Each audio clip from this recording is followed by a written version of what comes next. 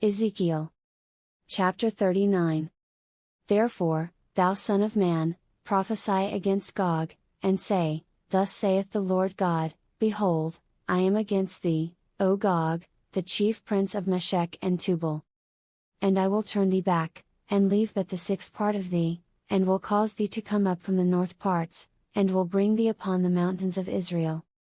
And I will smite thy bow out of thy left hand, and will cause thine arrows to fall out of thy right hand.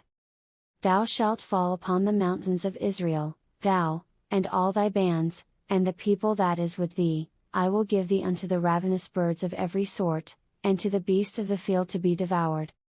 Thou shalt fall upon the open field, for I have spoken it, saith the Lord God. And I will send a fire on Magog, and among them that dwell carelessly in the isles, and they shall know that I am the Lord. So will I make my holy name known in the midst of my people Israel, and I will not let them pollute my holy name any more, and the heathen shall know that I am the Lord, the Holy One in Israel. Behold, it is come, and it is done, saith the Lord God, this is the day whereof I have spoken.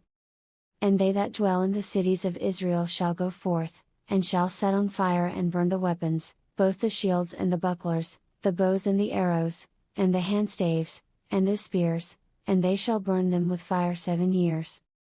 So that they shall take no wood out of the field, neither cut down any out of the forests, for they shall burn the weapons with fire, and they shall spoil those that spoiled them, and rob those that robbed them, saith the Lord God.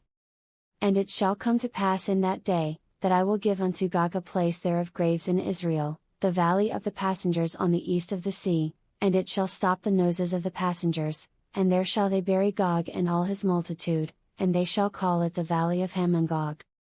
And 7 months shall the house of Israel be burying of them, that they may cleanse the land. Yea, all the people of the land shall bury them, and it shall be to them a renown the day that I shall be glorified, saith the Lord God. And they shall sever out men of continual employment, passing through the land to bury with the passengers those that remain upon the face of the earth, to cleanse it. After the end of 7 months shall they search. And the passengers that pass through the land, when any seeth a man's bone, then shall he set up a sign by it, till the buriers have buried it in the valley of Hamongog. And also the name of the city shall be Hamonah. Thus shall they cleanse the land. And, thou son of man, thus saith the Lord God, speak unto every feathered fowl, and to every beast of the field, assemble yourselves, and come, gather yourselves on every side to my sacrifice that I do sacrifice for you, even a great sacrifice upon the mountains of Israel, that ye may eat flesh, and drink blood. Ye shall eat the flesh of the mighty, and drink the blood of the princes of the earth, of rams, of lambs, and of goats, of bullocks, all of them fatlings of Bashan.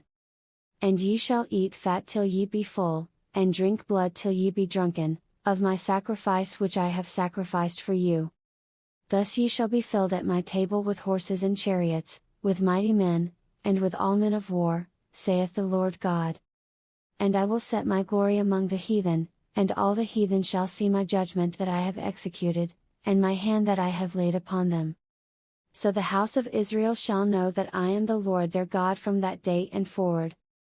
And the heathen shall know that the house of Israel went into captivity for their iniquity, because they trespassed against me. Therefore hid I my face from them, and gave them into the hand of their enemies, so fell they all by the sword. According to their uncleanness and according to their transgressions have I done unto them, and hid my face from them. Therefore thus saith the Lord God, now will I bring again the captivity of Jacob, and have mercy upon the whole house of Israel, and will be jealous for my holy name. After that they have borne their shame, and all their trespasses whereby they have trespassed against me, when they dwelt safely in their land, and none made them afraid. When I have brought them again from the people, and gathered them out of their enemies' lands, and am sanctified in them in the sight of many nations.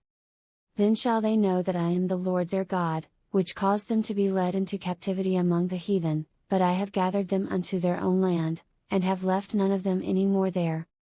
Neither will I hide my face any more from them, for I have poured out my Spirit upon the house of Israel, saith the Lord God.